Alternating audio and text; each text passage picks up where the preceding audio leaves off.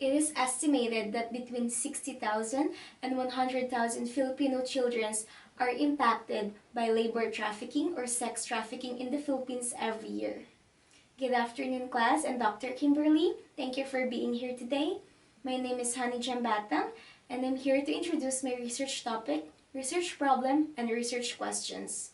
This is our agenda for today. I will start with my topic, problems, and research questions. Let's get started.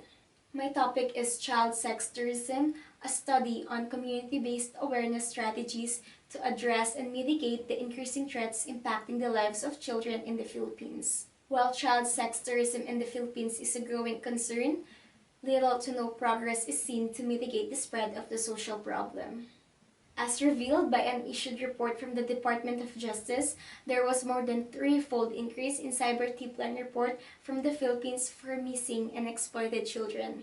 The number has progressively climbed from 426,000 in 2019 to 1.2 million in 2020 and 3 million in 2021. And they've already received 1 million in the first semester of 2022.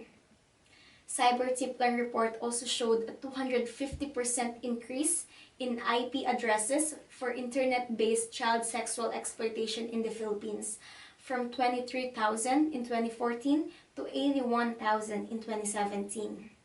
Correspondingly, a study released by International Justice Mission in partnership with the Philippine government confirmed that the country received more than 8 times as many referrals as any other country during the 2010 to 2017 baseline period.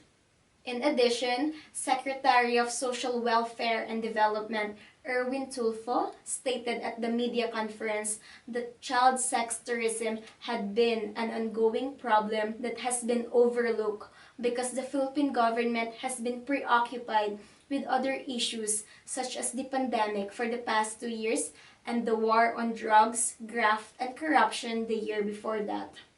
Similarly, the United Nations Special Reporter on the Sale and Sexual Exploitation of Minors, Mama Fatima, visited the Philippines in December 2022 to review the situation.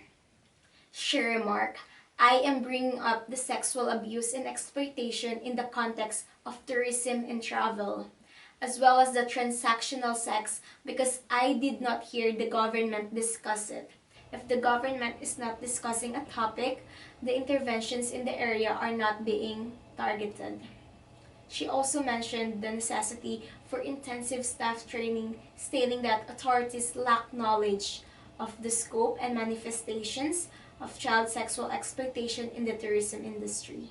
As a result, the Philippine government has declared war on online sexual abuse and exploitation of children in response to the alarming increase in reported incidents. Although there has been legislative progress, those changes are inconsistently implemented in practice. This indicates that child sex tourism poses challenges for law enforcement and the justice system in formulating and enacting effective responses. Therefore, despite efforts to enhance legislations against the sexual exploitation of children in the tourism business, there are still gaps in the system that require further attention, such as lack of awareness and insufficient knowledge about child sex tourism. A summary research conducted by Child Exploitation Organization involving 1,000 participants in 2020 claims that most of them were unaware of the reporting methods, but most importantly, they were unaware of any signals that may suggest child sexual exploitation.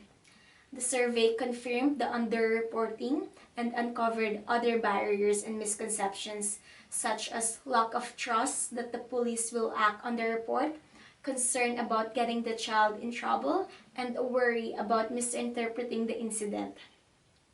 Resources for law enforcement and victims remain inadequate, and labor crimes in particular need more attention. Therefore, this study will investigate whether there is insufficient knowledge and education regarding the continued increase in the number of children exploited in the Philippines. The central question is, what is the impact of public's ignorance regarding the incidence of child sex tourism in the Philippines? The following are sub-questions. What is the impact of child sex tourism on children in the Philippines? What role does the visiting population play in child sex tourism in the Philippines? And what effect does the public awareness have on reducing child sex tourism in tourist destinations? Thank you for listening. That's the end of my presentation.